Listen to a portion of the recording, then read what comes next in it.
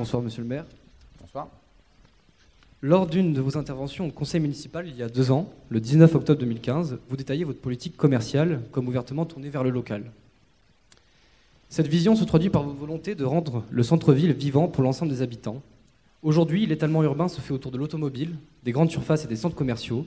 La diversité des commerces à l'échelle locale et le respect dans l'environnement en sont les premières victimes. Votre but est donc de proposer un contre-modèle avec Grenoble et d'y entraîner avec vous les Grenoblois. La question que je vais vous poser est liée à votre politique vis-à-vis des commerces de proximité. Dans votre programme, vous annonciez mener une politique de soutien envers les commerces de proximité et vous vous opposiez, je cite, à toute nouvelle implantation ou extension de grandes surfaces. Vous assumez donc le fait de préférer certains types de commerces à d'autres. Vous évoquez souvent des raisons économiques. Il est vrai qu'une multitude de petits commerces garantit plus d'emplois que les grandes surfaces. Et aussi des raisons environnementales. Les circuits courts permettent de valoriser des productions locales faites dans un souci de respect de l'environnement. Cependant, au sein de la ville de Grenoble, il existe tout de même des grandes surfaces qui sont localisées dans des territoires où les commerces de proximité, au sens où vous l'entendez, sont rares. Je vais prendre ici l'exemple de Grand Place, qui a été créé en 1975 par l'ancien maire socialiste Hubert Dubedou, maire dont vous revendiquez une certaine filiation. À l'époque, ce projet se voulait novateur et fut érigé comme un contre-modèle vis-à-vis des centres commerciaux venus des États-Unis. L'idée était de faire un centre commercial mêlant à la fois grande surface, services publics et lieux de vie et d'échange. Ce projet s'inscrivait dans la continuité de la construction du quartier Villeneuve, avec le but de donner un lieu d'accès à la consommation pour les habitants de ce quartier. Dubedou avait une vision sociale et il a réussi.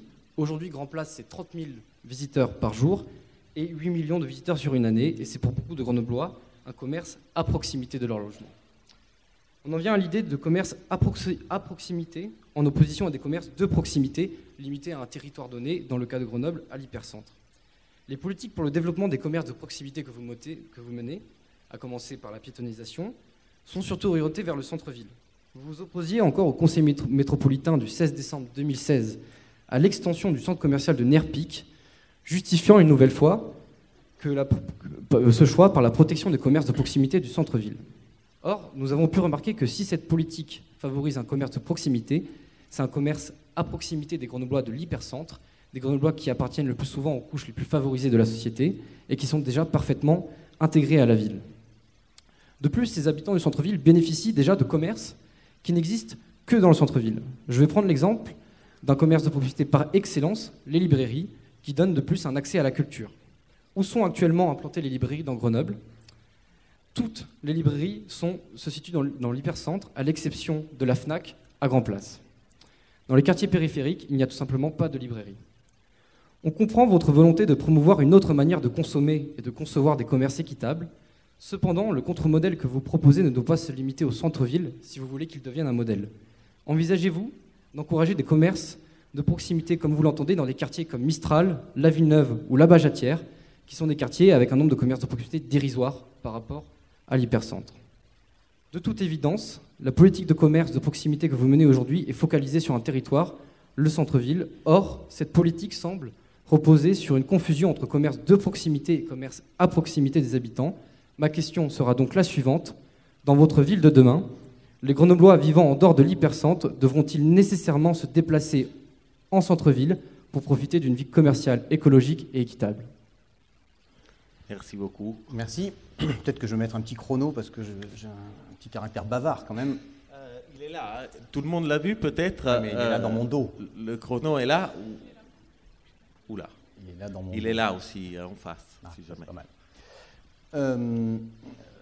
D'abord, merci pour votre question qui est effectivement sur quelque chose qui est central dans notre vie quotidienne, à savoir l'achat et finalement dans l'achat, dans le commerce, notre relation à l'achat. Et je pense que c'est important de dire que dans notre projet politique, l'objectif de commerce de proximité et de commerce à proximité, puisqu'il y a bien les deux, c'est de retrouver du sens dans la notion d'achat, de sortir d'une société de consommation pure et dure, qui prend, qui jette, mais au contraire de dire que quand on va faire un acte d'achat, en fait c'est un acte d'échange, que la monnaie n'est qu'un support d'un échange entre des biens et des services que j'ai conçus quelque part que j'ai traduit en monnaie, et des biens et des services que vous avez conçus et qu'on échange à ce moment-là. Et il y a cette richesse de l'échange, et je tiens à dire que nous avons la chance d'avoir sur le territoire le développement d'une monnaie complémentaire, qui s'appelle le Cairn, qui vise justement à retrouver le sens de l'échange en disant pourquoi on fait une monnaie, à quoi ça sert, sur quel territoire ça circule, des questions standards de l'histoire de la création monétaire et dont on se réapproprie finalement les clés. Notre projet, si vous l'avez bien entendu et bien écouté, et je n'en doute pas, il porte à la fois sur le commerce de proximité et sur le commerce à proximité. Le modèle que nous développons, et que nous développons d'ailleurs à l'échelle de la métropole, avec le projet cœur de ville, cœur de métropole, c'est bien un cœur avec un S, qu'on entend et sur lequel on insiste, parce que la métropole que nous construisons est une métropole multipolaire. Donc, en fait, on a différentes échelles de proximité. Il y a une échelle de proximité qui est la boulangerie en bas de chez vous, peut-être votre tabac-presse, voilà, du commerce qui vit à l'échelle d'un quartier. Et ça, c'est une métropole multipolaire que nous construisons. Donc, nous investissons aussi dans des villages, dans des cœurs de villages. La démarche métropole apaisée à 30 km/h, ça touche maintenant 44, je crois 45 même communes sur les 49, avec cette volonté aussi de dire que dans les cœurs, il faut apaiser pour qu'on puisse se promener tranquillement et pouvoir faire des achats également tranquillement. C'est vrai pour le quartier Stalingrad, c'est vrai pour juste derrière la Bajatière, le coin de l'Abbaye ou sur la vue Jeanne d'Arc, qui a un pôle commercial. C'est vrai aujourd'hui à la Villeneuve où il y a un marché, place du marché, et des commerces qui subsistent tant bien que mal, mais qui subsistent et que nous avons décidé de laisser là alors que le projet de l'ancienne mairie était de les sortir du quartier. Donc nous avons décidé de les laisser là parce que c'est un lieu de vie et que finalement l'externalité positive de commerce de proximité, elle est bien supérieure aux revenus qu'en tire le commerçant. Elle est une occupation de l'espace public, elle est une animation, etc. Et nous nous battons depuis 3 ans avec Elisa Martin pour remettre du commerce sur le quartier Mistral. Ça a été un axe sur lequel on a passé beaucoup de temps.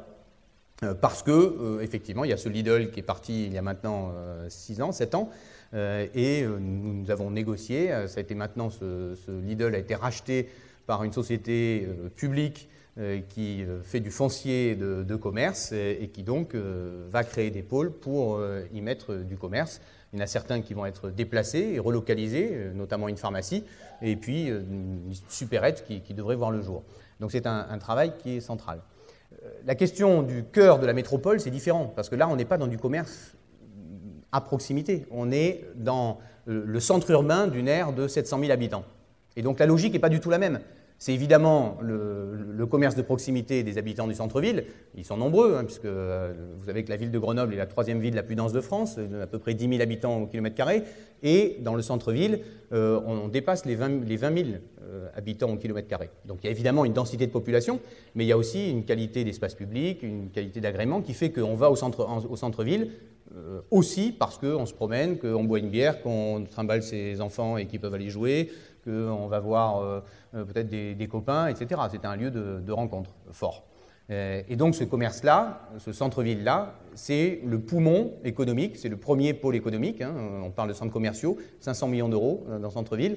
Nous sommes encore, d'après les analyses des enseignes commerciales, la 4e ville la plus dynamique en termes de commerce de proximité. C'est le premier poumon économique de la ville, c'est là où il y a le maximum de densité d'emploi.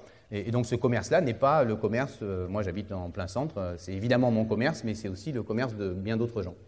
Donc on a à la fois cette stratégie c'est pour ça qu'on élargit le centre piéton, on y viendra peut-être tout à l'heure, vraiment de regarder ce qu'on doit faire pour animer et rendre à l'échelle des défis d'aujourd'hui le cœur d'une métropole de 700 000 habitants, et à la fois la multipolarité qui est fondamentale, déjà en ville, et encore plus à l'échelle de la métropole, à l'échelle de petites communes. Donc c'est lié, les deux sont liés.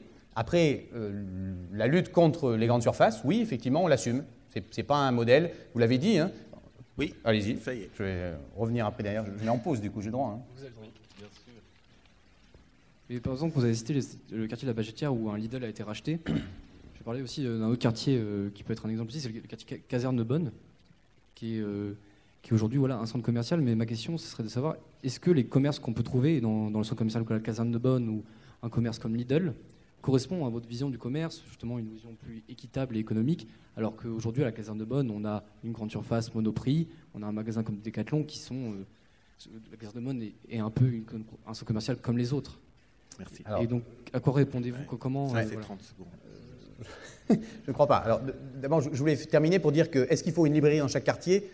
Non, parce qu'on a un rapport de proximité à notre achat qui est différent entre si vous achetez du pain et si vous achetez un bouquin. Voilà, un bouquin, ça va faire partie d'une balade en ville, et donc c'est pas gênant d'avoir des librairies que dans le centre-ville, même si ça serait super d'en avoir ailleurs aussi. Mais il se trouve qu'il faut un modèle économique, il faut des clients. Sur la caserne de Bonne, ou on va dire les supérettes, c'est qu'il y a un retour, le modèle des grandes surfaces, il périclite, hein, il ne progresse plus, il périclite, donc c'est vrai qu'on a vu des enseignes, ce qui était avant votre petit épicier, mais c'était même avant moi, a été maintenant réinvesti par des Carrefour City, des Carrefour Market, des équivalents des autres marques, hein, je ne fais pas de la promotion d'une marque, mais, et donc il y a un retour de cela en ville, mais c'est du commerce qui est c'est toujours mieux que de voir des bouchons le samedi quand vous allez à Comboire, parce que mettez-vous sur la 480 le samedi, et vous aurez des bouchons pour entrer à Comboire. Je suis obligé d'arrêter. Effectivement, l'interruption est arrivée peut-être un peu tard, donc il fallait le temps de réponse, mais merci pour cette question. On va voir qu'est-ce qu'ils en pensent nos jurys. Un premier vote sur la réponse d'Éric Piolle. Il faut lever bien que tout le monde voit. Un rouge et une abstention. Donc, selon notre règlement, je demande Béatrice. Oui. Peut-être tu peux te présenter très rapidement. Ça marche. Ça fonctionne ? Oui, bonjour à tous. Je suis donc Béatrice Roussillon, maître de conférence à l'UGA, et donc ma spécialité c'est l'économie et la microéconomie.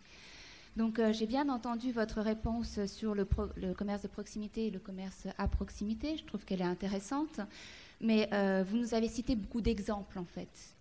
Et je n'ai pas vu de politique globale économique pour favoriser, dans les lieux qu'ont cités l'étudiant, afin de favoriser ce commerce à proximité, on va dire, dans ces lieux. Donc, quelle est votre politique, je dirais, globale, au mieux d'avoir... Par contre, sans question, parce que sinon oui, on s'engage à... Mais surtout que, si je peux me permettre, j'ai quand même, sur Villeneuve et sur Mistral, j'ai cité des actions concrètes. Oui, mais c'est des exemples.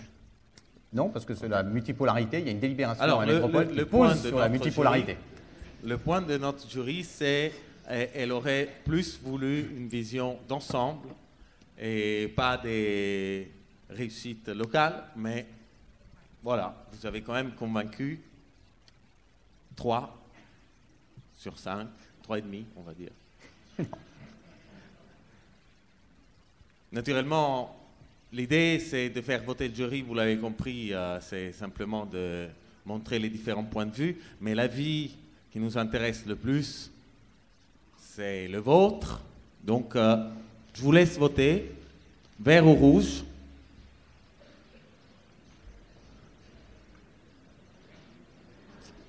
Ah, c'est intéressant. Comment vous voyez ? 50 ? Vu d'ici, ça semble très vert, mais après, je vous laisse juge. Ah. Ouais, 2 tiers, peut-être 2 tiers, 1 tiers. Alors, je vous annonce, nous qu'on a la vision générale, c'est 2 tiers, ça me paraît un peu exagéré. Je dirais qu'il y a une majorité de verts. Une majorité de verts.